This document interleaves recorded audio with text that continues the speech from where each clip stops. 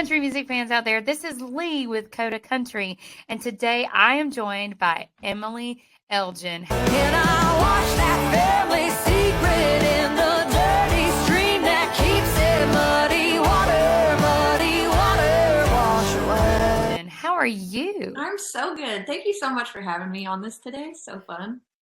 Oh my gosh. Listen, and I already just think so much of you. You are such a sweetheart. Let me go ahead and tell the audience how you popped up in my Instagram DMs. Emily was watching a post that I made, one of the introductory posts that I made, and she made this super sweet comment on it. And that's kind of how we struck up a conversation, and I asked her to be on the podcast. And so thank you so much for interacting with me and just kind of hearing that story. So I cannot wait to hear your story today. I love the authenticity of your post that you posted, just talking about your journey. And I really am drawn to people that are genuine and authentic. And that's why, I was like, I've got to message this woman and just tell her thank you for sharing that, because it really, like I said in my message to you, it really just tugged at my heartstrings. That's awesome. Wow. I really appreciate it so much. So let's dive right in and let's talk about you, and we'll just see where this goes. Okay. So I guess we'll start with square one. Tell me how you got started in country music. Tell me anything about your background history with music or your influences, everything that you got. Let's hear it. All right. So I grew up in Oklahoma. I was born and raised in Oklahoma.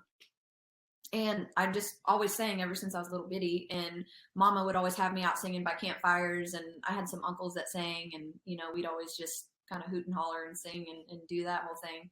And then as I got older, it kind of started getting a little bit more serious. I started doing little contests here and there, talent shows or whatever, stuff like that around town. And then I got older when I was in my 20s, and I auditioned for American Idol. And I made it and went to Hollywood. And that was my first big, I guess, kind of validating moment of I might be able to be good enough to do this for a living. So that kind of really started the fire of me wanting to do this. But I was still, like I said, I was still living in Oklahoma. But when I was on the show, a producer came up to me and he said, Emily, if you want to get serious about music, you need to relocate. You need to go to Austin, Texas. You need to go to Los Angeles or Nashville. And so I said, okay. And I checked out Austin, and Austin was great. And then I spent some time in LA, and nothing against people that live in LA, but LA is just not my scene. I definitely felt like a fish out of water there. And then, then I came to Nashville, and it was immediate home. Just that feeling of coming home when I moved here. So I knew that I'd made the right choice. Wow, that's so cool. And it's funny. I've visited Austin and I've visited LA, and I totally know what you mean though. Mm-hmm.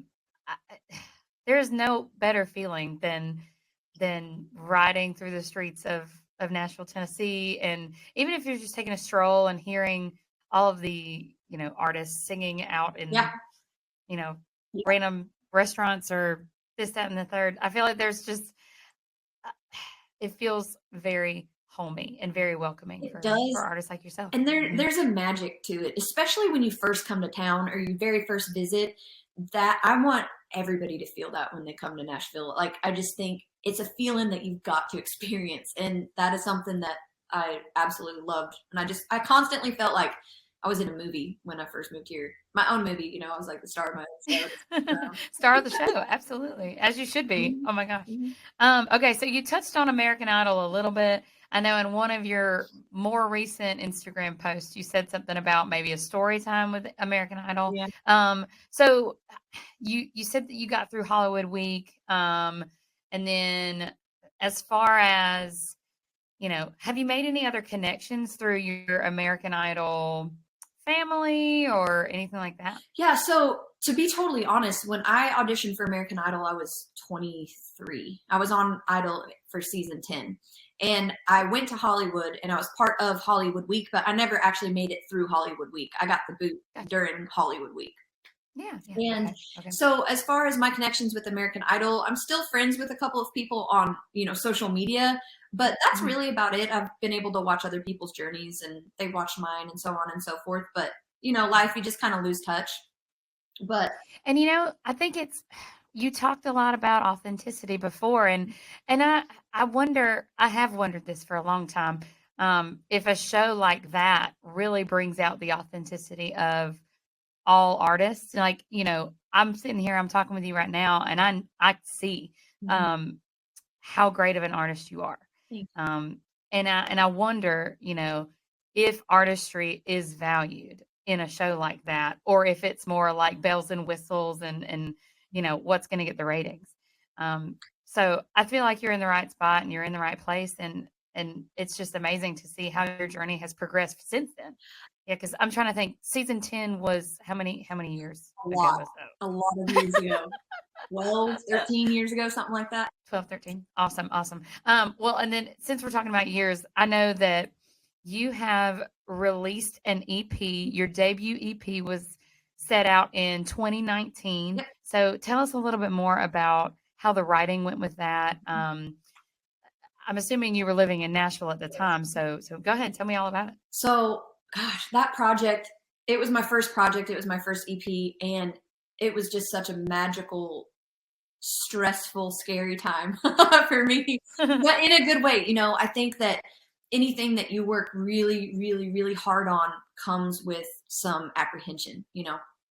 And I was really fortunate to write with some really good writers who are all my friends, and still are to this day. I've got some really good memories. I was living on a ranch in Leapers Fork, which is a town south of Nashville.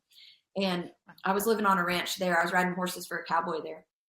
And so my friends would come over and we'd sit on the porch on my own farmhouse and we'd write these songs. And I've got all different types of songs on that EP. As you know, I've got like a bar song, a breakup song. I've got a murder song, a love song, a sexy song.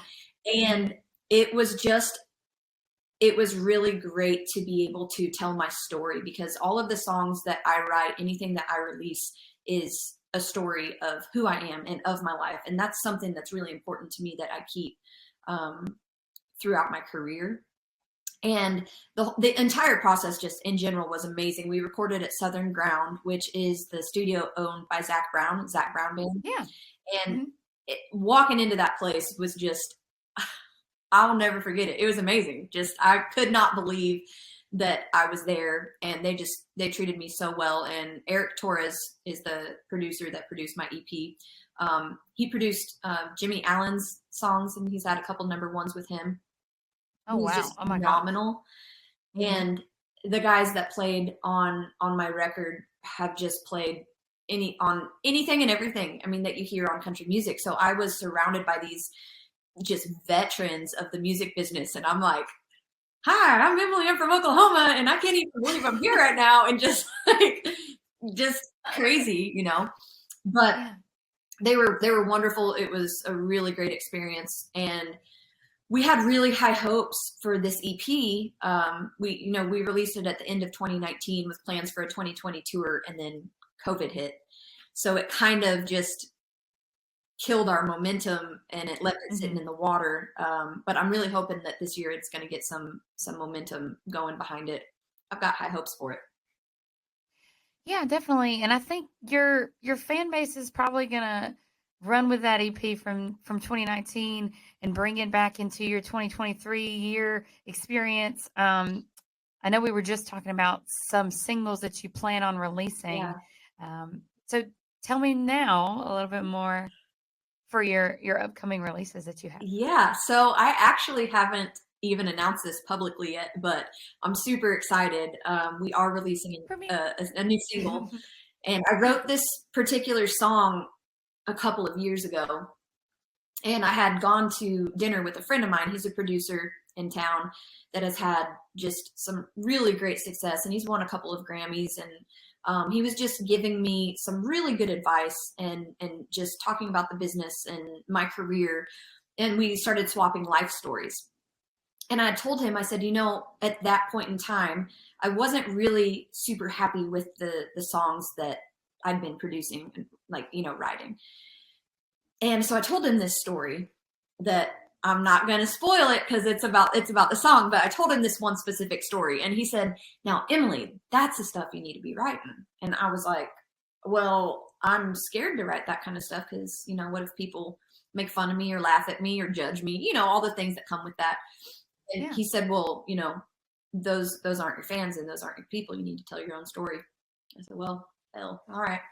So I wrote the Yeah, song. that's a mantra right there. Those aren't your fans. Those aren't your people if they can't enjoy what you. Oh my gosh. 100%. Yes, I love that. 100%. And I went home and I wrote the whole freaking song that night, and I started playing it out, and people were like, "That song's so good." You know how it is. If you've got a good one and you play it out and people react to it, then you're like, "All right, I might be onto something." And so, Well, and like if you sit down in one take and you're like, I'm just going to go ahead and write this out and it just flows, you also know from that too. It's like it's organic, it's just ready to roll, yeah, Wow. it was definitely meant to be. So we I'm super excited about it. We're doing a music video and everything. We're going to be releasing it at the end of May.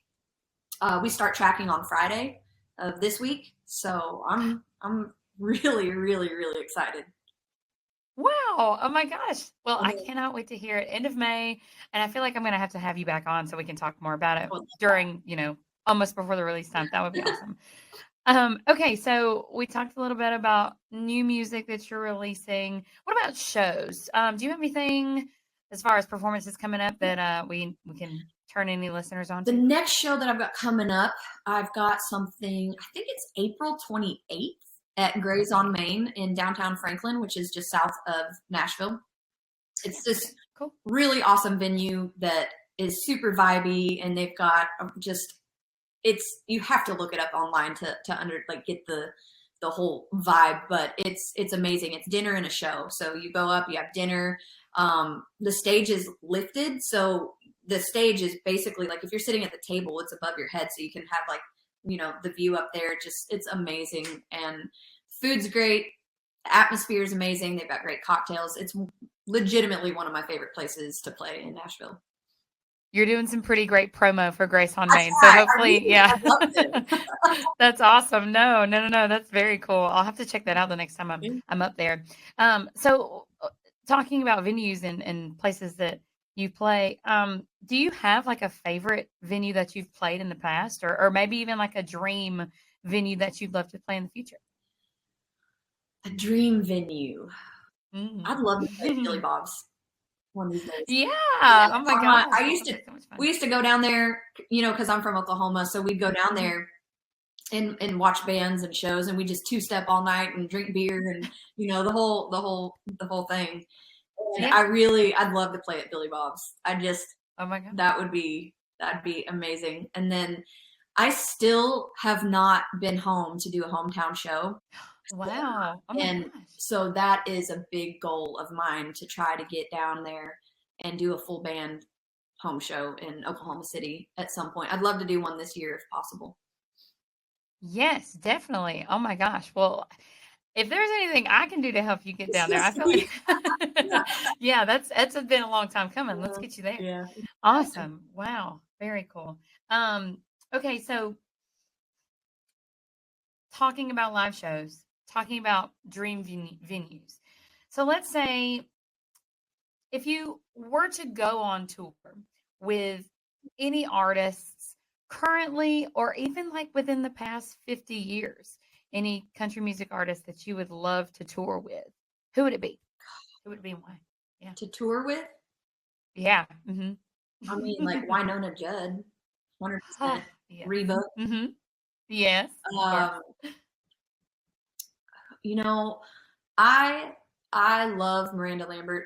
I've been following her journey since she started. We used to go to rodeos, and we'd be just flying down the highway, and I'd be blaring kerosene and just like, yeah.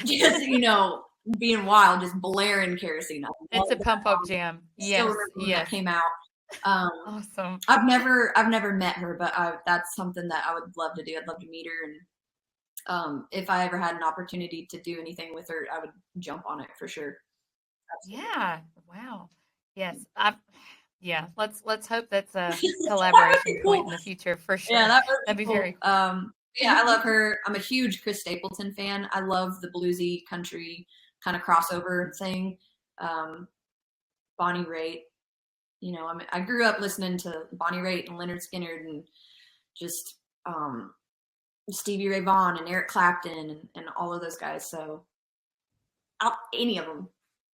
Yeah, Honestly, if all somebody of them. called me, hey there, Emily, you want to go on tour? I'd be like, I packed yesterday. Yeah, I'm ready. Absolutely. Yeah. Wow, that is amazing.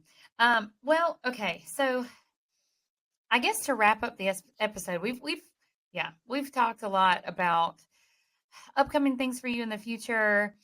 Is there anybody or anything that you want to shout out or promote before we hop off the episode today? Just anything that I want to promote besides, this new single that's coming out. I'm really excited about that. Oh, I have CDs. Did you know? Cool. I have a funny story real quick. So Yeah. whenever I recorded this EP, I was really excited and I said, okay, I'm gonna buy all these CDs. Nobody buys CDs anymore because nobody has CD players and nobody has the capability of listening. Everybody streams. So now I have like 700 CDs and I'm like, does anybody want a CD? Please buy these so I can buy t-shirts next time. Yes. Yes. Oh my gosh. It's just so funny to me. So I actually I'll give them out at shows and I'll sell them and stuff as well. But that's just a funny thing to me that now I have. You should see the closet. It's full of 700 CDs. Yes. Yes. so many. Wow. Oh man, but still very cool. And it, even though like streaming is the biggest thing now, I feel like a CD, there's nothing better than like opening a CD or opening vinyl and just enjoying the music that comes from that too, Well, So I agree. yeah. And honestly, I think people really appreciate just having a physical copy of something. And you can buy my CDs on my website, and I have noticed people doing that, and they get the CD and then they do like an unboxing because it's several layers. We spend a lot of time on the design and everything. I'm very proud of it. And it's it's beautifully packaged, the whole kit and caboodle, so that I really feel like people still love to have something tangible. Yeah, definitely. Well, Emily, I would love to have you back on. I think we're gonna try to schedule another one before your single comes out to help promote it. I can't wait to hear it. So for all the listeners out there, check out Emily Elgin. Instagram handles, go ahead and shout them out to anybody who's not currently following you so we can find you. Yeah, it's Emily_Elgin for Instagram. And then I'm on TikTok, Emily Elgin Music, Emily Elgin on Facebook, Emily Elgin across the board, basically. So all the things. I'm just not active on Twitter. Yeah, I cannot ever get on board with Twitter. I don't know what it is. Like, I don't know. There's new apps all the time, and I just have such a hard time just keeping up with 3 of them that I've tried so many times to get active on Twitter, and I'll be like, hey guys, I'm on Twitter. And then 2 years later, I'll be like, hey, I'm back. And then another year, I'll be like, it's bad. I cannot keep up with Twitter. No, I'm the same way. I really am. Like, and it's sad. Funny story for you too.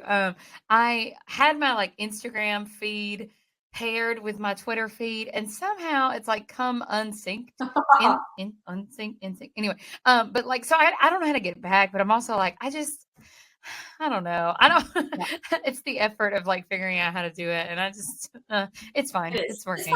It's fine. It's fine. Yeah. I need to get that shirt that says it's fine. I'm fine. Everything's fine. Yes. Oh my gosh. That's another life mantra, right? Yep. Okay. Well, we're going to hop off now, but thank you again so much for sitting down and chatting with me today. Yeah.